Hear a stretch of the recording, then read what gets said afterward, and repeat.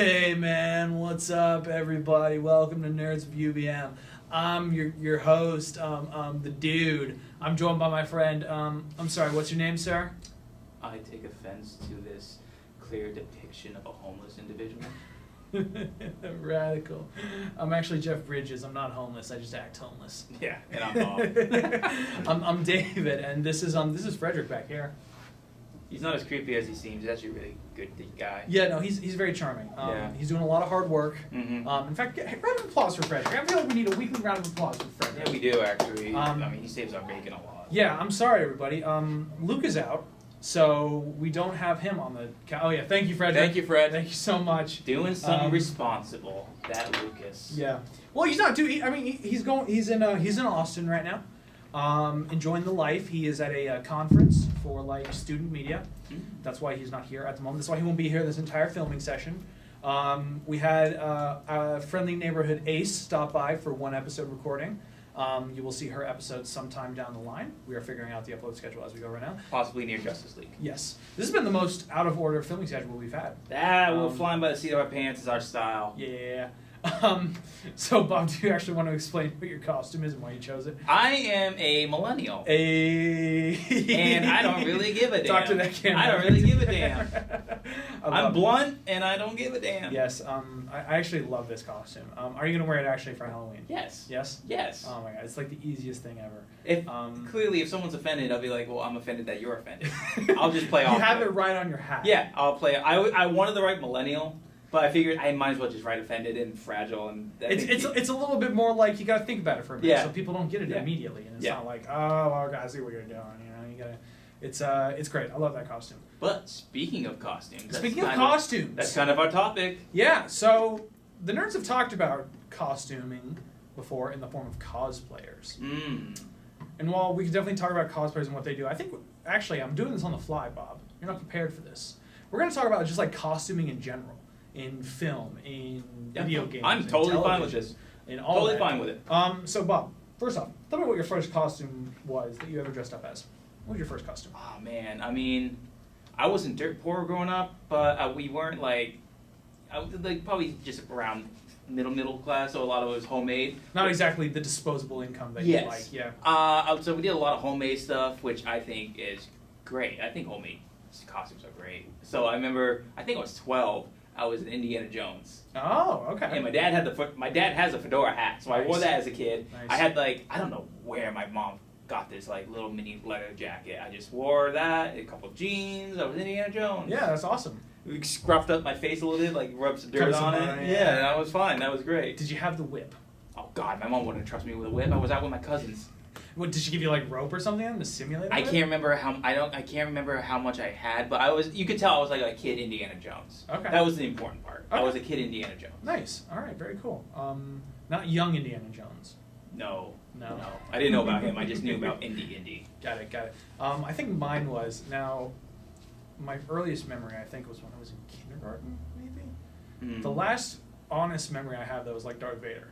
Yeah. And like, yeah, buddy. My family had a little bit more disposable income, so like we really decked me out. Like we got like an actual like over-the-head Darth Vader helmet that you could like speak into, and it was a voice changer and all that jazz. That shit got hot though. Oh yeah. I'm someone who like gets hot really easily. I never was a fan of the masks. Yeah, you can't breathe. You really can't. You can't breathe, and if it's too big, you gotta look through like the nostril thing. You're like, I can't. I can see. I can see. Yeah. Frederick, actually, you don't have to say anything, but like that Jason mask, is it easy to breathe in? Thumbs up, thumbs down. Okay, he gives a thumbs up. Well, the mask technology must be getting better though. Oh yeah, when I was a kid, you would suffocate. You had to take it off in between houses. Yeah. That was for me. I honestly, like, towards the end of the night, I was just like, I don't even care. And I took my lightsaber, and I just put the mask on my lightsaber, and I just sort of carry it over my back. And I'm like, I don't even care. This is too much effort. Mm-hmm. I just want some candy. Mm-hmm. I don't want this kind of trouble. Costumes are, I think, somewhat superfluous to the everyday person. I very much like seeing costuming on an actual production, particularly like when it comes to film and stuff. Oh yeah, I do too. Like, what's your favorite film costume? Like, is it the Indiana Jones costume? I don't know. I'm not like a minimalist, but I like a costume that can speak a lot without being overly showy. Yeah, Indiana Jones. Like, even though like the production, like they had for the money they had on the movie was jack. So like the costumes are like basically whatever they could use was Star Wars, but still it's like Han Solo, iconic. He's got a distinct look. Got a distinct look. Darth Vader too, distinct costume. Darth Vader's expensive. Yeah, but then you get into like the Imperial officers, just plain old black or gray uniform with a little bit of splash for their red insignias. Yep. That says a lot. You get into some. I don't know. I think it depends on the movie, to be honest, how good the costume needs to be because. You also look at Titanic. I mean, those costumes were great, and that took place in the early 19-teens, whenever that thing sank. 90s.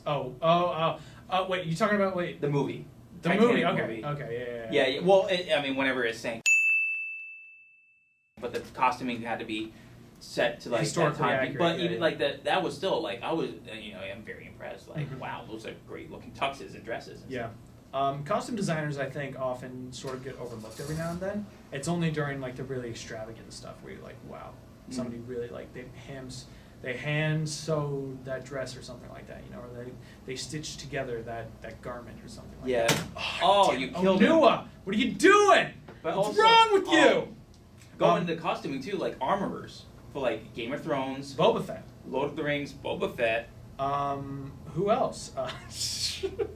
I'm sorry. Costuming. It's so like not something I usually talk about costuming, but I want to talk about it. You know what I mean? Yeah, go for it. Like, oh god, what else is there? There's another great the superhero costumes, especially the modern day superhero costumes. I mean, there's a lot of design and detail put into the current Man of Steel costume. Like, if you notice, like, it looks like Chainmail. Well, that's what they said. Like, they one of the Zack Snyder said that, and like when the Man of Steel came out, he's like knights wear their chainmail, they just constantly wore it. So he wanted to have that kind of chainmail motif, which was cool. And you can't see it unless you're like really, really close. Yeah. As a matter of fact, like, I mean, the entire like current Justice League. I haven't seen the movie, but I've seen these costumes.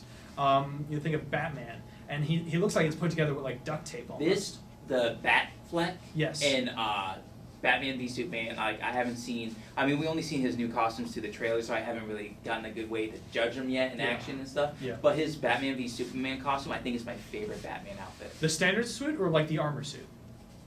I think the armor's great, but I think the everyday going out kicking ass suit. Got it. But the armor suit is very good too. Yeah. It's very good too. But I mean, I like Christian Bale's second version in Dark Knight. Where his Dark Knight suit is where he's like, hey, I want to kind of turn my head. Yeah. Also, it looks like, I mean, it's even more intimidating for me personally. Me too. It looks, I don't know. It just does. It looks more intimidating. It works more for like He's Bale's slimmer, figure. which like, you think of like superheroes constantly need to upgrade their tech. He's like, I don't like to kind of move my head because a couple dogs bit me. Yeah. I didn't see him coming. What was that thing with Christian Bale? Like, he got slimmer between Batman Begins and Batman and Dark Knight. But it looked like his muscles became more defined. I think what happened was, so he did them a Machinist, where he lost, whatever it is, where he had lost, he was rail thin. Then he went to Batman. Then went to Batman Begins. First Batman, and he just Machinist. I think it was Machinist, then Batman Begins. Yeah, that's what I'm talking about. Okay. That's what I'm talking about. He he did that big thing, but then I think he did Rescue Dawn after the first Batman, and he had to lose a lot of weight because he was a POW in Vietnam. Yeah. So that's why he was a little bit thinner in The Dark Knight. But that stayed true into The Dark Knight Rises. I think he also did another, he did a movie in between each Batman where he had to lose weight and stuff like that too. So he's one of those people that puts on weight and loses weight significantly a lot. I can only imagine what his knees are doing to him right now. Yeah. His knees must be hating. Yeah, but I mean, all in all, even in, when off camera we were talking about how we want to also cosplayers. I have tons of respect for cosplayers. Cosplayers, I think, are somewhat interesting. Gina tried to convince me that what they do is art. I don't know if I would necessarily say that, just because I don't know the industry that well. But ultimately, what I end up seeing all the time is I'm on the cusp of that. I don't know. 9 times out of 10, it is women who dress crazy scantily clad in very well designed costumes, no doubt. But crazy scantily clad. That's a big reason why I like it. Yeah, I know. That's why. Jessica Negri. Oh my God! No, she's a great cosplayer. I mean, she's got I don't know if she designs it all herself. Or she got a team that does that. I think what she does is what a few do now, because she gets paid to be a cosplayer, and she uses Patreon to get her income too. By all the things whatever con she goes to, she gets a fee. Someone sponsors her. Someone sponsors. So I think she does recycle costumes because like her job is like a job. To dress up. Yeah. It's a job. She still has fans. She still has posters signed. She has a lot of photography she has to do, all that stuff. So I think I know in a lot of her tweets or like a lot of her Instagram posts, she says, "Thanks for making my costume, whoever." Like I think like she does that sometimes, but a lot of the times, like I think a lot of her complicated costumes, especially ones from like Overwatch, I think she's done a couple extravagant WoW costumes. Yes, and like some League of Legends costumes. Blizzard in general, like she's. Well, League of Legends is in general. I think that's a riot. Well, I mean, just Blizzard franchise, the gaming. Those company. those PC games. Yeah, in general, she's done a lot of very intricate costumes from those people, and I'll admit, I mean, she knows how to be sensual, but like those costumes, like I was, wow. Yeah. Cosplayers, I mean, I definitely like seeing the costumes because they're oftentimes like very well realized. But I mean, I just don't. I mean, I don't know. I guess I just don't know I do know the appeal to it, but it looks like they try to sell it as like I'm in this awesome costume, but ultimately I'm just trying to look sexy. I get what you're going at. Like, I wouldn't cosplay because it's just not in my kind of mental attitude. Like, I totally like. Hey, you want to do it? Hey, go for it. It's your life. I don't care. No, I'm not about that either. Yeah, just like it looks like the messaging behind cosplay is somewhat weird to me. Just like what the design behind it is for like the more prominent ones. Unfortunately, because like I mean, because they're like those folks. I mean, I don't mean to interrupt, but like they're those folks who like go to one con a year, for example, and like they'll get and like somebody makes like a Hulkbuster costume that they have to like get on stilts for to be able to make it look realistic. It's like, whoa, that is really cool, and you don't see the face, and you don't see. It's just like this dude's just sort of, or this dude, or this chick, or whoever it is just walking around the floor like just like, you know, just like doing the Hulkbuster or Thanos or something like that. Whereas, I mean, just I don't know. I more power to cosplayers if they got it, but like. If they got the time and like the follow. Well, I mean, if it's just their job, then they get that time. I mean, true. But also, they're going from con to con usually like every weekend too. So it's like I think they have to have. And I'm speaking totally blunt. I don't know anything about it, but I'm thinking like they do have some sort of sponsorship to go and get some sort of costume. Yeah. Or like Blizzard might say, hey. Here's this idea for a costume. We'll provide it if you wear it, Yeah, all right. I mean, costumes are great. More power to cosplayers as well. I love costumes. Yeah. We're going to kind of end the episode there. But I want to thank everybody for... No, hang on. I got to do the thing. Hey, everybody. I want to thank you for stopping by. Like, that was just totally rad of you. If you liked what we did here, maybe check out our social media, man. And then, like, also subscribe to our channel. Because, like... We're always like talking about stuff, and we're always uploading new episodes. So that's real great. I've been the dude, and this has been who? What's your name again, man? I've been Bob, and I want you guys to come to the Grasslands. It's a yogurt stand that's sugar-free, gluten-free, carbohydrate-free, sugar-free. I said that, but it's important to make sure it's sugar-free. Feelings appreciated. No cash. Just. You give a note saying how much you appreciate the ice cream sort of shop. Well, that's just like your opinion, man. And this has been Nerds of UVM. Thank you so much, everybody, for stopping by. Until next time, live long and prosper. Grassroots.